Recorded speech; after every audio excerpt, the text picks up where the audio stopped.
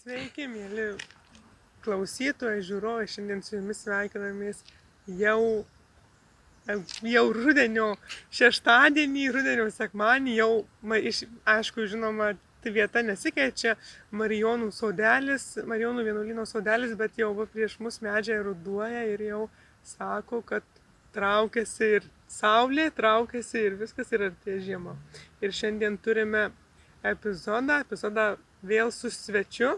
Tai yra mūsų Švento Arkangelo Mykolo bazilikos patarnautojas ministrantas Matas. Tai sveikas, sveikas Matai, labai dėkojom iš pradžių, kad tu sutikai su mums šiandien pašnekėti ir kad truputėlį susipažįsti su mūsų auditorija visa, kuri žiūri. Ir dabar jau ir žmonės gal labiau galės tave pažinti kaip ministrantą, nes manau, kad visi dažnai mato Matą, nes Matas gal iš visų ministrantų ir daugiausiai ir eina į mišias, ne? Gali būti. Ne tik sekmadieniais, bet ir šiokiadieniais labai dažnai susitinkamės.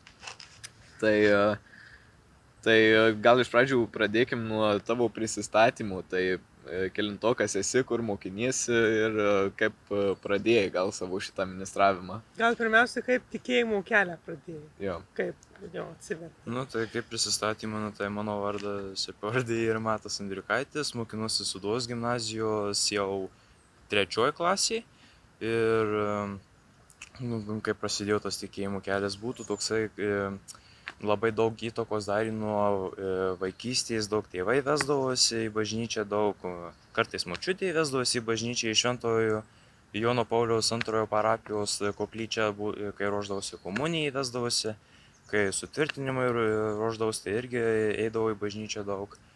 Tai irgi toksai, kokia pradžia buvo, tai irgi ir vakarais dažnai melsdavomės su tėvais, bendrą šeimos vakarus darydom, kai melsdavomės bendrai, kai kalbėdom apie Dievą bendrai, taip visi su šeima. Su šeima. Tai reiškia, tikrai galima drąsiai teigti, jog tave atvedė šeima. Tave su tikėjimu, galima taip sakyti, supažindino šeima, šeimos nariai, nes, kaip matau, iš tavo pasakojimo buvo bendrystė, ar ne maldos? Jo, tai galima akcentuoti tą bendrystę mūsų šeimoje, tokia bendrystė, sakyčiau. Tai aptarėm tavo tikėjimo kelio pradžią, o kaip prasidėjo tavo patarnavimo kelias? Patarnavimo kelias, sakyčiau, prasidėjo čia prieš kokį gerą 2-3 metus, po Velykų irgi pakvietė mane patarnauti. Ir dar vienas ministrantas bazilikos Mantas, jūs tikrai pažįstate jį, jis pakvietė mane patarnauti sekmadieniais 12 val. Mišiuose, nes dažniausiai, matot, iš vienos pusės pažįsta mamą, tai ir mama taip ir iš dalies taip pakvietė, paskatino, taip. Ir taip ir, sakyčiau, taip ir prasidėjo viskas po Velykų. Ir tada tarsi pažinau jūs daugiau, su laiku daugiau ir daugiau pažinojau tave, Jovį, ir paskui dar vėliau su tavim susipažinau, tai čia... Nes aš gal vienas iš vėliausiai, kuris atėjau, ar ne jūsų jau suburta komanda, vėliausiai, iš tikrųjų vėliausiai atėjau. Bet pritapau ir džiaugiuosi, kad pritapau ir mane priėmėt labai. Dar labai greitai irgi pritapai, sakyčiau, ne? Pakankamai greitai, nes iš tikrųjų ten keletą mėnesių. Taip, trukmėj.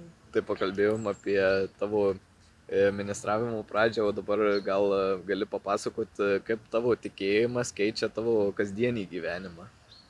Tikėjimas, galiu sakyti, lemia taip, kad gali sužinoti daugiau apie save, daugiau apie kitus ir kaip gali toliau augti dvasiškai toj bendrystėje su Dievu. Tai tarsi, kaip pasakius dabar, be tikėjimo būtų kasdienį dieną. Pavyzdžiui, sakyčiau, aš be tikėjimo, tai eičiau ir dalyčiau beleką, pavyzdžiui, čia toks prastas pavyzdys, bet eičiau rūkyti ir taip toliau. Žodžiu, toks beleko darimas. O, pavyzdžiui, su tikėjimu, tai sakyčiau, toksai, kontrolė, tokia savikontrolė ir tokia žinai, kas yra gera, kas yra bloga. Ai, dar irgi pamiršau pasakyti, kad daugiau gali pažinti, kas yra gera ir kas yra bloga. Nu, kad nuodėmiai blogai, o malda, mišios ir kas susiję su bažnyčia gera. Tai sakyčiau, kad lemia geroji būtų. Tai reiškia, galima drąsiai teikti, kad tikėjimas mus skatina augti dvasiškai ir atsisakyti, kas yra bloga, ir visuomet padaryti dienos pabaigoje savirefleksiją ir neįvertinti, ko aš išmokau, kas buvo gerai, kas buvo blogai, ar ne? Taip, tikrai. Tiksliai. Taip, o dabar pakalbant apie šiuolaikinį šiandieninį jaunimą, kai ar lengva tau yra atsisakyti ar atsilaikyti požiūrių ir gal tam tikrų nuodėmių, kurias jaunimas šiais laikais yra sunormalizavęs? Sakyčiau, ne. Todėl, nes irgi, kai daug jaunimas pripratęs tos nuodėmes daryti, tai irgi sunku, nes, pavyzdžiui, turi pažįstamą ir jis kviečia, sako, davai einam. Bet irgi, čia tas, kad sunormalizavimas, tai irgi, čia blogai. Taip neturi būti. Ir kartais ir būna sulaukia tokių specialių komentarų, čia, o ką tu čia nenori ateiti, o ką tu čia dabar bijai čia ir taip toliau. Sakyčiau, kad taip, bijau, nes tada, kuo toliau eini į tas blogybės, tas nuodėmes, tai vis, tarsi sakyčiau, vis, kaip čia pasakius, skurdina charakterį, tai iš dalies, skurdina to gėrio, vien blogis, kuo daugiau darai. Mažina gėrį ir keičia charakterį į neigiamą pusę. Taip, tai tiksliai. Kaip kuo toliau į mišką, tuo daugiau medžiagų gynyna. Tai lygiai taip pat ir su jaunimu, nes jaunimas vertina pakankamai kritiškai ir ką jau vis ir paminėjau, kad nuodėmių sunormalizavimas tikrai, kaip ir Matas papildė, kad didina blogio kiekį, o ne gėrio, negerumą. Taip, tikrai. Taip, o dabar gal truputėlį pasižiūrint į juokingesnę patarnavimo pusę, gal tokią linksmesnę, ar koks yra juokingiausias įvykis, kol esi patarnavęs? Jau šitą aš tikrai galiu drąsiai sakyti, jūs tikrai šitą prisimenu irgi. Sekmadienį 12 val. Mišiose jau prieš čia komuniją buvo, kai kunigas priima komuniją Kristaus kūną ir kraują. Tai irgi buvo tokia tyla, taip labai graži tyla tokia buvo ir labai aiškiai girdisi pusbalsiu močiutė meldžiasi. Taip pusbalsiu atrodo, kad vos ne su kunigu meldžiasi, o taip pramušė labai juokas. Labai juokas pramušė ir labai buvo sunku atsilaikyti. Tai bet tada ten tuose mišiuose ta močiutė gal beveik visas mišias garsiai meldėsi, ne tik tai prieš komunijos dalinimą, aš jį atsimenu, man atrodo. Jo, tikrai, jau ten labai juokinga buvo. Jau tikrai. O kartais neina susilaikyti, būna, kad yra, taip, mišių metu, tai yra liturgija, turi būti susikaupimas, jis yra Kristaus kančios slėpinys, prisikėlimo, bet būna tikrai tų momentų, bent jau man, kada ima juokas. Ir labai sunku susivaldyti, ne? Būna, Matai? Labai tikrai taip. Irgi kartais būna jo antaip paima juokas, kad... Tvardyti sunku, ne? Jo. O dabar pažiūrėjus, mes savo Facebook'o story'į pasidalinom, tiksliau gal nepasidalinom, o paklausėm žmonių, mūsų klausytojų, mūsų šiokios tokios bendruomenės įvairių klausimų, kurių norėtų paklausti ministrantų. Tai vienas klausytojas uždavė klausimą, kas tau pačiam atrodo, kad yra gražiausias ar prasmingiausias momentas mišiuose, kai tarnauji? Mišios yra tikrai visas dalykas. Mišios yra visas šventas, mišios visos šventos, visos geros ir visos gražios. Bet irgi, čia tas, kad gražiausia dalis, tai sakyčiau, kad tokia, kur daugiau susitelkia į tą momentą, tai būtų konsekracija. Pakylėjimas ir konsekracija. O čia va tokios svarbiausios dalys, tai iš vienos pusės žiūrint, taip, irgi toksai susikaupimas, tyla, ir malda. Aišku, labai gerai, ką pabrėžė, kad visos visos mišių dalys yra svarbios ir visos šventos mišios, visas tas laikas praleistas šventos mišios yra svarbus. Tarp kitko, mes su Joviu dar prieš gavę šitą klausimą diskutavom. Tai kuri čia ta mišių dalis svarbiausia, ne Jovi? Taip. Bet- Ir lygiai toks panašus, Taip, vos net atsakymas toks kaip pat Mato, taip. matas. Matai, Toks matai, pat kaip Mato. atsakymas. Jo. Tai, o kokią, tiksliau, ar esi kur nors ne tik va, mūsų bazilikoje, ar esi keliavęs dar į kitas bažnyčias, kitas bazilikas, esi aplankęs tokiuose piligriminėse gal kelionėse, nebūtinai Lietuvoje, gal ir kitose šalyse? Nu, kad bazilikose, tai sakyčiau, kad ne, man neteko kol kas dar. Nu, bet ateityje, gal, duok dievę, gal teks man. O Nu, bet kokia gražiausia, kuri gal paliko įspūdį, įstrigo, labai Ai. norėtum dar sugrįžti? Mylimiausia. Kuo žavi architektūra, ar galbūt Nu, bendruomenė? Arba gal turi kokią nors bažnyčią, kur būtinai nori aplankyti gyvenime. Nu, kad tokia, kad jau, kaip jau tu sakai, kad būtinai aplankyti, tai jau Švento Petro bazilika, jau čia tokia, sakyčiau, toks pagrindas. Čia man atrodo kiekvieno kataliko toks pagrindinis tikslas nuvykti. Jo, tikrai, nu, irgi, bet kad tokia, kad gražiausia bažnyčia, aš tokios, nu, kaip pasakius, neturiu dar tokios. Man labai gražios, va, ir, nu, dabar išvardinsiu tokias kelias, na, Šventos Teresėlės bažnyčia Vilniuje, Kauno arkikatedra ir Šventos Onos bažnyčia Vilniuje ir Kaune Karmelitų bažnyčia. Man tokia taip visai, nu, tokios gražios labai bažnyčios. Ir iš išorės ir viduje, nu, tokios tikrai gražios ir įspūdį tokį. O kaip mūsų bazilika? Ką? Mūsų bazilika? Ar žavi tave bazilika? Tikrai taip, žavi, tikrai, ar tai būtų ar dydžių bažnyčios, ar tai būtų, nu, architektūrų stilius, ar altoriai patys, irgi, nu, tikrai gražus, tikrai altoriai, tikrai graži bažnyčia, tikrai jau ir ramu, svarbiausia, ir tikrai gali ateiti ir melstis čia dienos metu, tikrai yra suteiktas toks. Taip, nuo tokia laisvė. 7 ryto iki 7 vakaro bažnyčia yra visada atvira.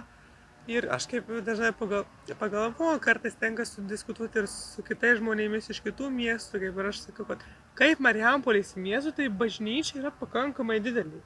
Ir tikrai graži, puošni ir didinga, nes visgi bazilika. Nu, Jovi.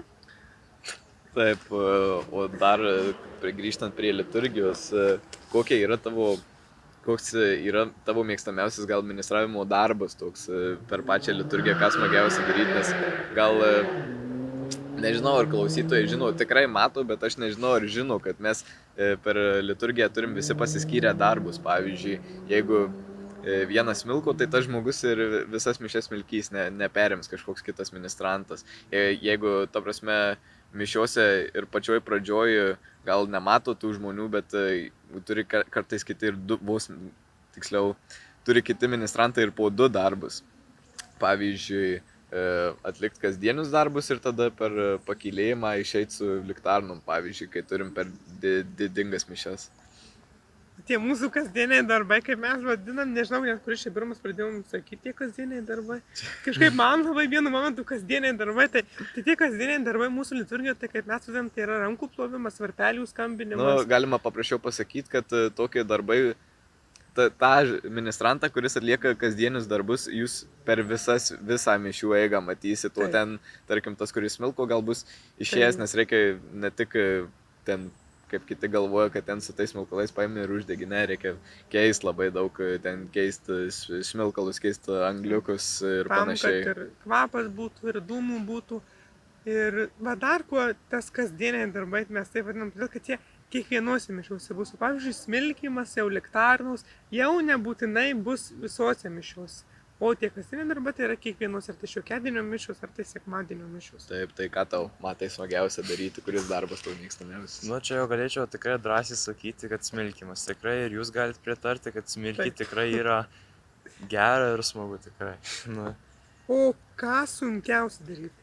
Sunkiausia, pavyzdžiui, būtų kokia ilga procesija, tai gal būtų sunku arba, sakom, kokia eucharistinė procesija būna, tai būtų sunku visai nu, kad nesunkesnė, bet sunkesnis toksai darbas, varpeliais vis skambinti. Nu, kartais, nu, būna, jeigu ilga procesija skauda rankas, nes tiek daug skambinti reikia, bet Labai. užtat labai gražu būna. Ir, kaip sakiau, nu, tas, kaip su kryžiuvo čia procesija būna, tai irgi ilgesnį būna procesija ir kartais net reikia pastoviai, mišių pabaigoje pastovėti biškai, kai ten visi Jau ateina pabaigos malda, ar ne po šventų Jo. mišių. pabaigos maldai visi susirikiuoja, tai dar reikia kaip palaikyti, tai dar būna kartais skauda.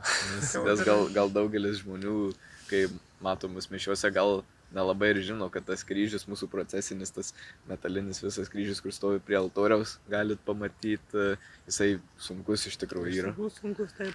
Dar bazilika turi tokį medinį kryžių, su kuriuo dažniausiai einam per kryžiaus kelią, kuomet būna per gavėnią, ar ne, kryžiaus kelias. Tai vat mediniai kartais naudojama jau iškilmingoms procesijoms, tai naudojam tą sunkų, bet gražų, labai gražų kryžių. Nu irgi galima, čia irgi dabar biškai švento rašto paimti tos žodžius, kad irgi, tas gražiausia, kai irgi paėmė tą kryžių, tai gali pagalvoti apie tos žodžius, kai Jėzus sakė atsisakyti savęs ir pasimti savo kryžių. O irgi taip, kartais dažniausiai irgi taip pagalvoju, kai nešu kryžių, tai irgi smagu kartais pagalvoti. Nes Jėzus irgi labai vargo, palyginus su mūsų vargais, kai mes dejuojam, tai ne visai neprilygsta to nešimo kryžiaus, kurį nešė Jėzus. Tikrai jau neprilygsta jau kančiai, tikrai jau. Prisimenat irgi čia per didžiąją savaitę, kai irgi būdavo tie kryžiaus keliai ten su stotimis, tai irgi vieną kartą aš vos nepravirkau, nes irgi tikrai suvoki tą tikrą svorį tos kančios, tikrai suvoki ir tikrai vos negraudina jau, tikrai jau liūdna pasidaro. Tai čia jau liečia ir Jėzaus meilė ir šventoji dvasia tikriausiai. Taip. Tai ko galėtai, matai, dabar jau einam truputėlį link pabaigos, ko galėtai palinkėti jaunimui arba šiaip žmonėms, kurie klauso mūsų podcastų? Aš jums linkiu būti budriems, tvirtiems, ryžtingi tikėjime, o jeigu netikintys, atrasti tikėjimą. Kad irgi tikėjimas dovana. Ir jeigu atrandi tą dovaną, gerų darbų tikrai gali padaryti su tikėjimu. Tikrai gali ir padaryti gerų darbų ir gali susipažinti su gerai žmonėmis. Ir kaip jūs pavyzdžiui, čia draugai patarnautoja. Apšnojau, taip. Irgi, bet, aišku, čia ne tik akcentuoju jūs, bet ir jūs, žiūrovus dabar. Irgi tikrai aš ir tikiuosi ir meldžiuosi už juos, kad kurie netiki, kad atrastų tikėjimą, kad liktų budrus, tvirti, ryžtingi tikėjime ir kad tikrai ne vieną gerą darbą padarytų, kad daug būtų gerų darbų. Tai čia būtų viskas mano linkėjimai. Ir kaip tu galėtai patarti jaunimui, kaip gal juos nuvesti, pastumėti link Dievo, kaip jiems atsiversti, kaip išlikti budriems ir degti meilę Kristui? Sakyčiau, tokie 3 pagrindiniai punktai. Aš vakar irgi tokį pagalvojau, kaip čia dabar tai padaryti. Malda, kvietimas ir mokymas. Tai būtų malda už jaunimą, kad kas turi tikėjimą melstis, kad išliktų budrus tikėjime, kaip pasakėjai, ir kad liktų ryžtingi, kaip linkėjau. Ir kviesti, pavyzdžiui, kokias pamokėlės kviesti, kurie tikrai nuoširdžiai nori sužinoti apie tą tikėjimą, kad tikrai galėtų ateiti, turėtų galimybę. Ir mokymas, kaip čia jau sakiau, per pamokėlės, kad jau sužinotų, ar tai būtų per tikybos pamokas mokykloje, ar būtų tai per kokias kitas veiklas, ar per piligriminės kelionės, tiesiog taip bendrai va. Taip, tai gal čia taip sutrumpinus, dar galima pasakyti, kad ne tik tiem žmonėms reikia stengtis atsiversi, bet ir mums reikia melstis už juos, nes daug kas turbūt pamiršta, kad reikia melstis ir už tuos žmonės, kurie yra netikintys, kad jie galėtų atrasti Dievą. Irgi svarbiausia čia irgi mums, kad dabar labai neįsiaukštint tarsi savęs, kad irgi, pažiūrėjus iš vienos pusės mes irgi ne ką geriau už juos. Mes esame irgi tie patys pasauliečiai žmonės, nuodėmingi ir tai, kad mes patarnaujame, tai nedaro mūsų kažkokiais Jau iškilesniais, aukštesniais, dvasiškai. Ne, mes taip pat klumpam, keliamės ir einam, bet to ir moko mus Ir patarnavimas svarbiausia tarnystei. keltis. Keltis. Nes jeigu tu liksi ir tu toliau tęsi tai, kas yra negerai, nu, tai to, kaip sakyti, į priekį nebus, to augimo nebus. Tai gerai, aš irgi tada jūs paprašyčiau mūsų žiūrovai, melskitės už mus irgi, melskitės už visą katalikų bažnyčią, kad nebūtų jokių čia skandalų, jokių blogių čia, kad stengtumės kuo daugiau gėrio daryti, kuo daugiau tų gražių dalykų, kuo daugiau daryti, kad galėtum padėti jums ir kad jūs mums galėtumėt padėti. Tai ačiū jums ir ačiū jums, myliems draugams, kad pakvietėt mane šiandien čia ir kad suteikėt galimybę čia pakalbėti su jumis. O ačiū, kad tu atėjai, kad tu sutikai ateiti, kad sutikai pakalbėti ir vis tiek drąsos šiek tiek reikia, ar ne, prieš tą kamerą. Labai. Nes vis tiek čia nedažnai būna, kada tenka kalbėti. Tai ačiū tau ir ačiū Dievui, kad jūs turiu, kad turim visą katalikų bažnyčią ir apskritai visus tikinčius žmonės. Tai va, tai tokia va linksma gaida. Ir užbaigiam šitą mūsų podcast'o epizodą. Ačiū Matai, kad atėjai. Su jumis buvo ministrantų pokalbiai ir Matas Andriukaitis.